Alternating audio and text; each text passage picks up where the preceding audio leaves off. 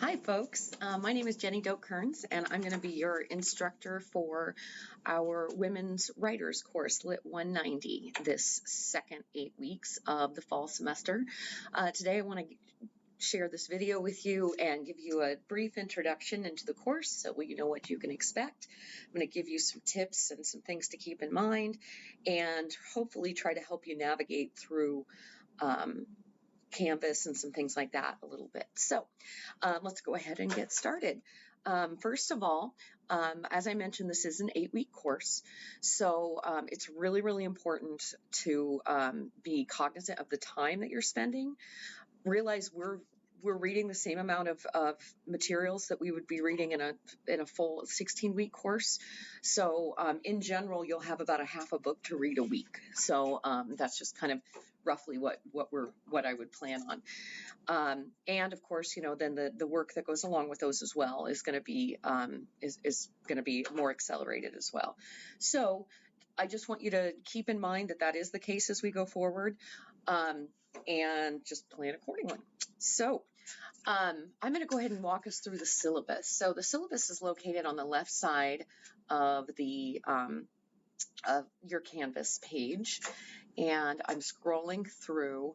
Someone had asked some questions about the books. I'll get there. There are 4 books that are required for the class. I'm having a little trouble getting them all listed correctly in Blackboard. They keep kicking out. So anyway, so starting off again, it's, you know, this is your Women's Writers course. We don't meet face-to-face, though later in the semester as we get further into some books, I may have some like open lab sessions if you want to log in and have a conversation. I'll try to vary the time that we do those, and I might put out a survey kind of letting me know what you guys' availability is too.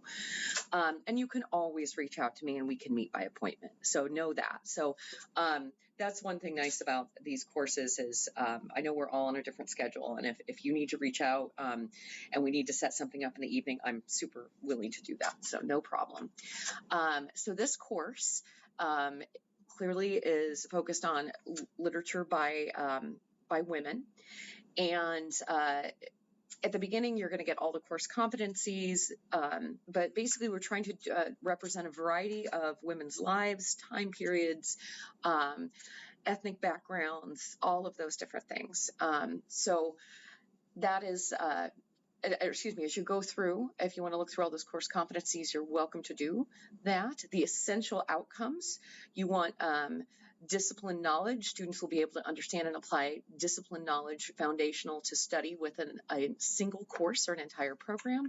We want to help you with your critical thinking and helping and analyzing information, supporting arguments, communication skills, of course. Those are really important when you're working on in an online class. Problem solving. There's going to be a lot of that. I can tell you I've had to do a lot of that this year because we just switched to Canvas. If you took classes with us in previous semesters, we were in Blackboard.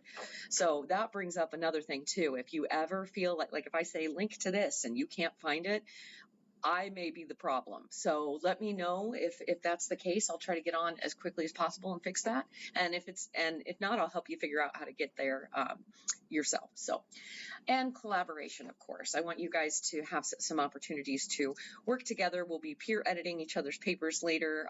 We'll probably throw you guys in a couple of small groups for the final, but that's basically what we're thinking right now. Let me see here. Okay, so the textbooks are A Mercy by Toni Morrison. That's the first book that we'll read. You're doing some readings by Zitkallah Zah, a Native American author that was writing right around 1900. But I have links to those PDFs, all that. So that's into this week's folder.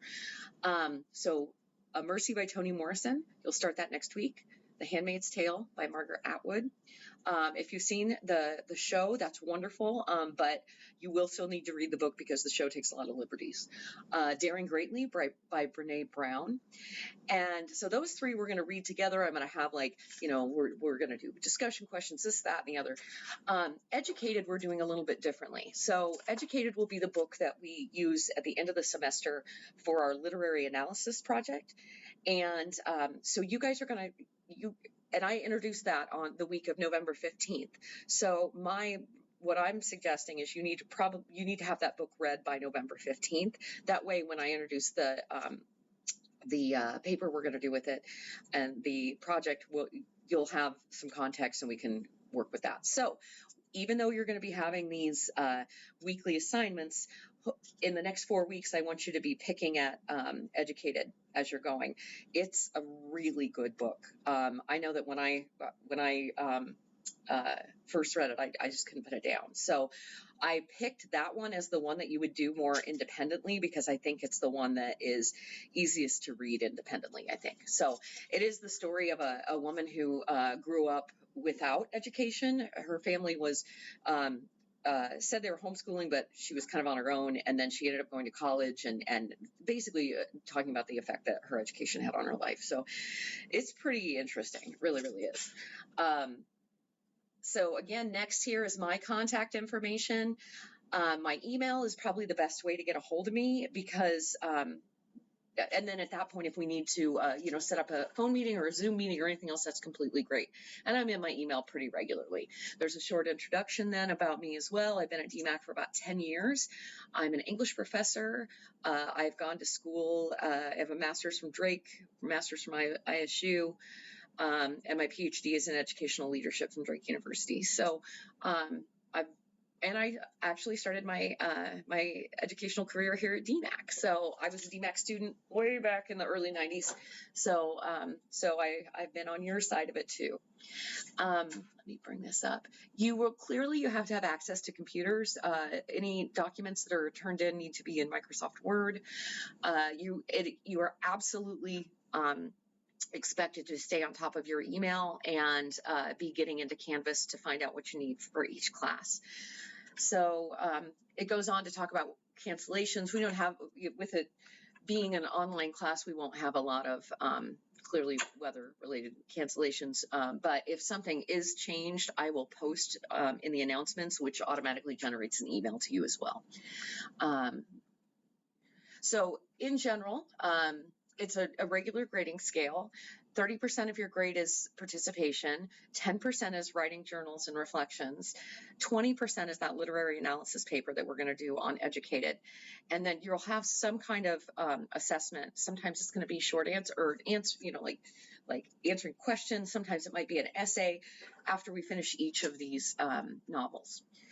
Or they're not all novels, but each of the books. And then, of course, you'll have a final at the end, which is worth about 10 points. Each week, you'll do some kind of reflection on what you read. I post in here an example of what those are. There's a reading journal that you can answer questions like this. Like, what are your immediate reactions as you read or as you complete the reading? What is your gut reaction? What are 3 things about the reading that you felt you really understood or really spoke to you? What are 3 questions you have after reading this piece? And what do you think motivated the writer to write this work? What message is she trying to convey to her reader? And those are really applicable to about anything that you would read. So they're just a good prompt to get you kind of analyzing and critically thinking. And then we will address the finals. We get a little closer. I might tweak that one a little bit. So again, pacing and timing is super, super important. Normally, you'd be in class for 3 hours a week. This technically would be 6 hours a week since it's an 8-week course. And I've planned accordingly. I mean, you are getting 2 weeks worth of stuff at a time right now. And I think it's still very doable though. I taught this class last fall and people did pretty well. So hopefully we can tweak it if we need to, but I think we're good. Overall, your papers do need to be in MLA style. I will share some MLA resources with you, but it is ultimately up to you to make sure that you're adhering to that as well. Plagiarism, do not plagiarize. I know it's very easy to go into ChatGPT or other places on the internet and find some of these, but I can guarantee you they're pretty. We usually can tell when that is the case. And not only that, the work that we're going to be doing, the questions we'll be answering are pretty specific. So I really don't take late assignments. If you do miss an exam, and especially in an 8-week course, because if you end up getting behind, you still have all that stuff for the week that, the current week and the stuff behind. So we really, really, really, really want to discourage anything coming in late. If you miss an exam or something like that, you need to reach out to me as soon as possible if there's going to be an issue with any kind of timing. Of course, the rest of this has information about academic misconduct, things like that. I think you've seen these in all of them. There's information about accommodations here. It's a number to call if you feel like, if you had accommodations in high school or in other classes, you can apply for accommodations. That's like, for instance, say if you had a visual disability, you'd want to sit in the front of the room. Sometimes it's additional time on tests or things like that. You can reach out to me, but you can also call the number 515-964-6850. That's in the syllabus if you do have any questions about that. Of course, if you feel that you've been discriminated against or treated unfairly in any way while you're at DMACC, you need to definitely reach out and let our Title IX person know. It's Deb McKintrick, and she is amazing. Of course, we definitely this new bit has been put in, but DMACC definitely supports our DEI initiatives, diversity, equity, inclusion. I am actually co-chair of DMACC's Diversity Commission, so if I see any cool activities coming by, I will let you know. All right, that is most of the syllabus, so I am going to now go into how the course works. So every Wednesday, you will have a module. Think of it like a folder that comes open in the module section over here to the side. Okay, it's over on your left-hand side. And you, within each one, like right now, the first one is week 1, 1018. There will always be an overview of assignments. I've got some videos I want you to watch about women's issues in the early 1900s and before that, pre-Civil War even. You'll do some literary terms from time to time. That way, and we're going to just keep building those up so that when you, so that you'll have those in your arsenal when we write that literary analysis paper. And then you've got a couple of readings from Zit Kala-Za. You've got a reflection activity, and a week, and then your weekly reflection. In addition to that, then I also want you to go into the, there are 2 additional things that you need to do with that. You need to take a quick quiz over the syllabus and over this discussion. And then you need to also go into the discussion tab on the side and introduce yourself. And you're welcome to make a little video like this and introduce yourself if you don't want to write it out, but whatever is easiest for you. So again, this week you'll be accessing from the list on the side, you'll be accessing module. That's where the meat, most of the course is. And then you'll need to go out and go into quizzes to take the quiz. It's only 6 questions. And then you'll need to go into discussions to access the discussion area. So, okay. Additionally, let me see here really quick, get in here. Yes, so forgive me, I'm kind of going back and forth between a couple of documents. So as I said, every Wednesday, your new week's work will be released for you in the module, and most work then is going to be due the following Tuesday night at 11:59 p.m. There will be a couple of times in the semester when there might be something due midweek. That's often when we need to do something quickly. So for instance, say you're writing a paper and I want to pair you up with someone to get some feedback. You might get that feedback be due by Sunday night. That way you can add the feedback and edit your paper and get that in on time with the additional information. So I know that this is a lot to be taking in all at once. And like I said, Canvas is new. If you've never taken an online class before, that can be challenging, but I think overall this should be really, really great. And please don't hesitate to reach out if you have any questions or concerns. And like I said, if something seems like it's not right or it's not where it's supposed to be in Canvas, let me know, because again, it could be me. I may be the problem. And that is it. Oh, and then there's one other question that you're going to be asked on your quiz. What kind of dogs do I have? In my introductory picture on the front page of the course, you can see my two pups. That is Goose and Guinness. Guinea is the small one, and they are Bernese Mountain Dogs. And I love Berners.